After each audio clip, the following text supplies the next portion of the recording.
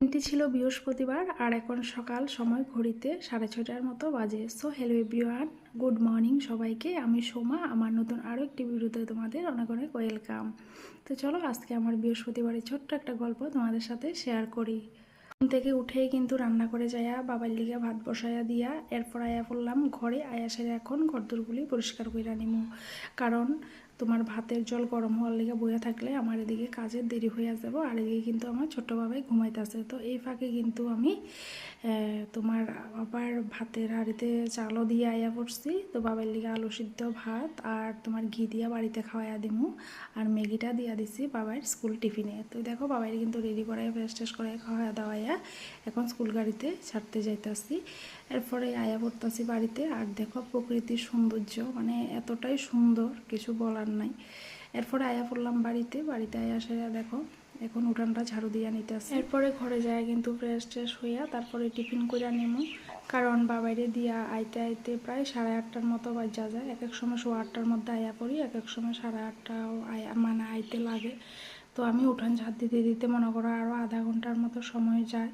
তো 9টা বাজা যায়, তো অতক্ষণ সময় এত খিদা লাগা যায়। তো তখন এদিকে তো প্রত্যেক দিন বৃষ্টি হইতেছে, বৃষ্টির কারণে তোমার উঠান বাড়ি সরতে খুবই কষ্ট। এই জায়গাটা তো সরতে তেমন সমস্যা হয় না, ফ্লোরের মতো একদম পরিষ্কার হইয়া জায়গা, কিন্তু আমার সাইডে যে উঠানগুলি আছে এগুলি একটু সরতে অনেকটাই সময় লাগা যায়।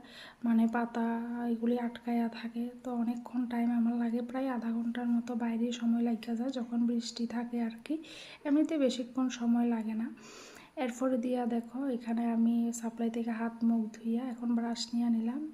এরপরে ফ্রেশ ট্রেশ হইয়া এখন আমি একটু চা কইরা নিতেছি। আমি একলা থাকলে এটাই করি, মানে চা খাই আনি, আর অন্য কোনো টিফিন আমার করতেই ইচ্ছা করে না। আর চাটা না খাওয়ার টিপস দিও বন্ধুরা যদি জানা থাকে।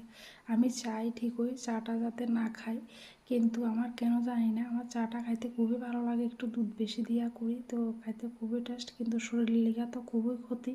তো এদিকে দেখো কারা কারা আছো আমার মতো বিস্কিট মুড়ি দিয়ে আবার চা দিয়ে খাও।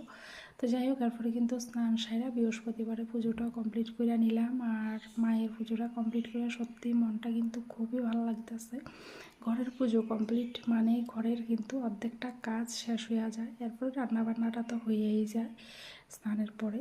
এরপরে আয়া পড়লাম সিঁদুর পড়তে। তো সিঁদুর টুদুর পরে কিন্তু আমি রান্নাবান্না কমপ্লিট করছি। তো এগুলি আর তোমাদের সাথে শেয়ার করছি না। তো আজকে রান্না করছিলাম কাঁকরোল সিদ্ধ, এরপরে দিয়া পুঁই শাক দিয়ে শীতল দিয়ে একটা চাটনি, আর মুগ ডাল করছিলাম, আর সাথে লঙ্কা লেবু নিয়ে নিছি। তো চলো বাই বাই।